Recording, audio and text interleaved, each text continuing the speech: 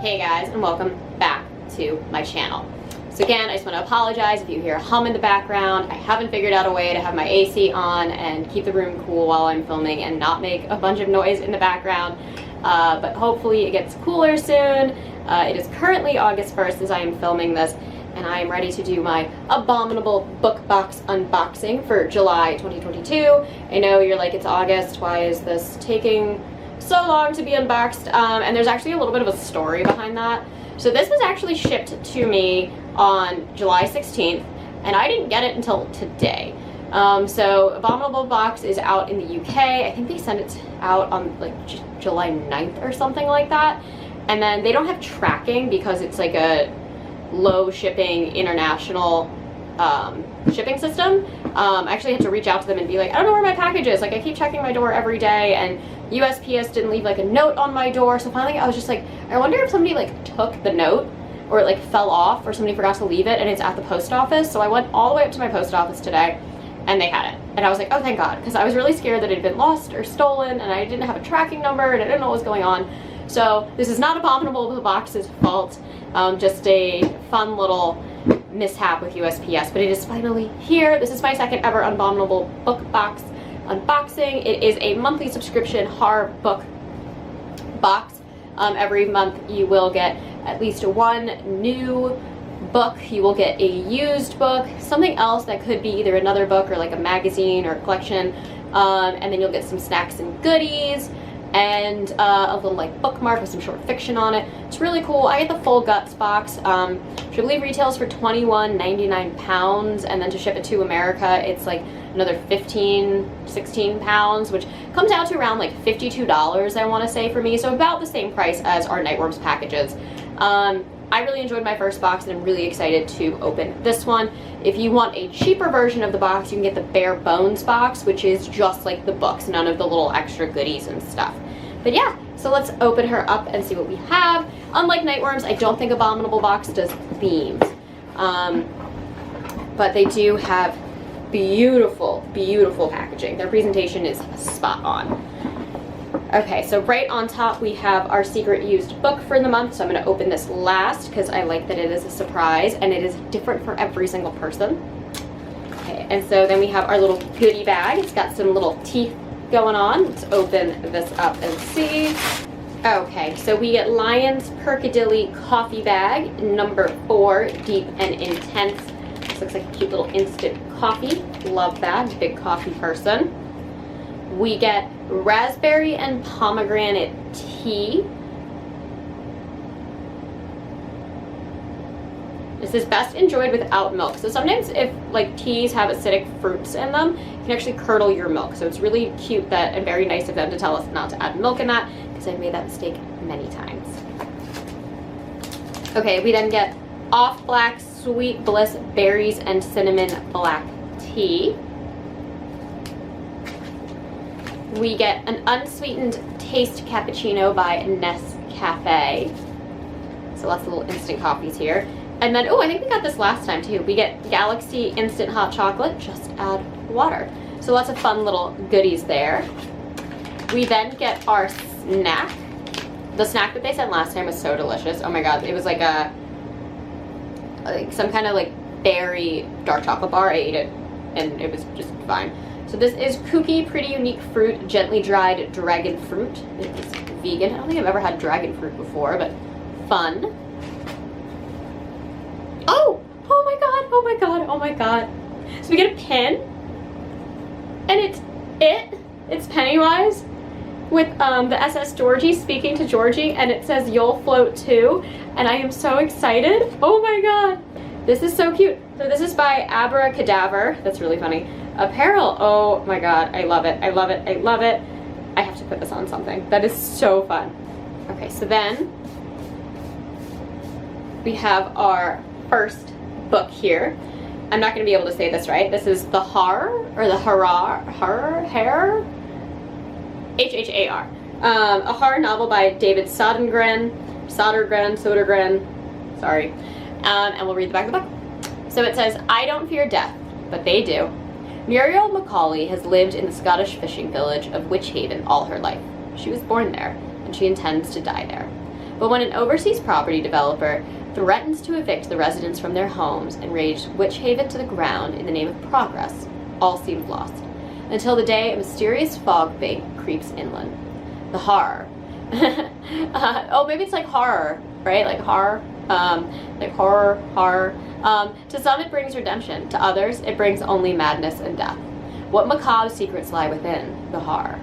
Romantic and deranged, The Horror is a gore-soaked folk horror fairy tale from David Sodergren, author of The Forgotten Island and Maggie's Grave. Oh, and it's part of Paperbacks and Pugs, which is super cute and fun. Oh, that sounds great. I was literally just in Scotland. If you guys don't know, I just got engaged in Scotland up at Loch Ness. So this will be awesome. I would love to read more about Scotland. So very excited for that. Okay, so then it looks like we've got a little, oh my god, this is so cute. So it's a little book plate, and it looks like it's either like some kind of like ghouly, either version of like the monster, maybe it's like a creature, and then we get a little pug, because it's Paperbacks and Pugs. That is so freaking cute. Okay, I love that, and it came in this cute little envelope. Okay, and then next up we get The Watchers by A.M. Shine, and it says, you can't see them, but they can see you. Oh, okay, let's take a moment to look at like the details. Like, look at that, it's all red. Oh, that is so sick. I haven't had a book like this before. This is like a stunning, stunning book. Okay, let's read the back. The forest isn't charted on any map. Dark on the brightest day, knotted branches hide its ancient secrets from the sun. This is no place to linger, especially after dark. Mina is taking the country roads to Connemara, an ever-narrowing maze across frost-pocked moor and bog. As the light fades on the leafless December day, her car stutters and the engine dies. Outside, from an unexpected tree line, a scream. No worse, an otherworldly shriek. Mina knows better than to get out of the car, but of course she will. And then it has praise from T. Kingfisher that says a dark claustrophobic read, and then it has been compared to, and it says for fans of Keelan, Patrick Burke, Josh Mallerman, and Scott Smith. I don't know who Scott Smith is, but I know who all the other authors are.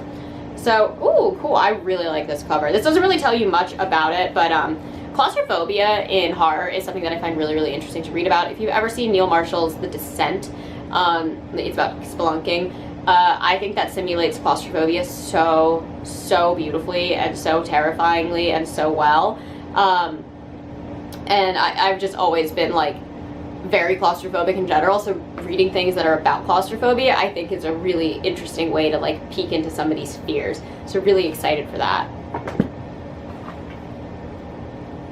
Oh, this is so cool. Okay, so then we get a little bookmark that says the Abominable Book Club with a bunch of balloons. And then we get like a Pennywise looking Deadlights clown here. And it says, I'll take him, I'll take all of you, and I'll feast on your flesh, and I'll feed on your fear. Ah, love me some Pennywise. Out of context, that sounded terrifying. Okay. So then we obviously get their little bookmark, and it has their little microfiction on the back.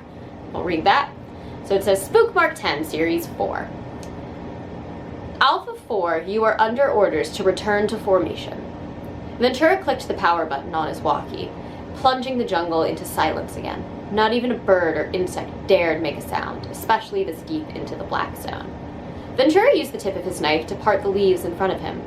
He scanned for movement, but all he saw was the remains of the scout team dead in front of the cave ahead, their bellies torn open, steam rising from the warmth inside. That was the worst part about those things. They didn't even kill for food. They tore you open and left you to rot, like it was fun for them. Suddenly there was movement. From across the clearing, Ventura watched as a group of rippers lumbered from the thick jungle and into the cave, their hard black carapaces glistening in the sunlight. One of them turned in Ventura's direction, chittering excitedly, the huge mandibles, like a stag beetle, clacking together. It could sense he was here. Ventura looked down at his rifle and popped the mag. 10 rounds, armor piercers. He slid it back in with a click and racked the charging handle. Ventura stood, aimed at the charging ripper, and hoped the rounds lived up to their name. Cute! I like how they do these little microfictions. They're really fun. Somebody told me in my last video, because I didn't know, that the Abominable book like curators write these. So that's awesome because I didn't know last time. All right, y'all. Now we will open up our used book for the month. Ooh, creepy. Oh, this is hysterical. Okay, so this was my book last time. I got Graham Masterson's Night Warriors. This time I got Graham Masterson's Walkers. They're like, you really need to read Graham Masterson. Let's read what this is about. I've never read any Graham Masterson. So it said, it didn't take long for Jack Reed to decide to convert the huge Gothic building in the woods into an idyllic upmarket country club. Okay, we're already on board. But behind the ornately carved walls of the oaks lurks a past that was anything but idyllic.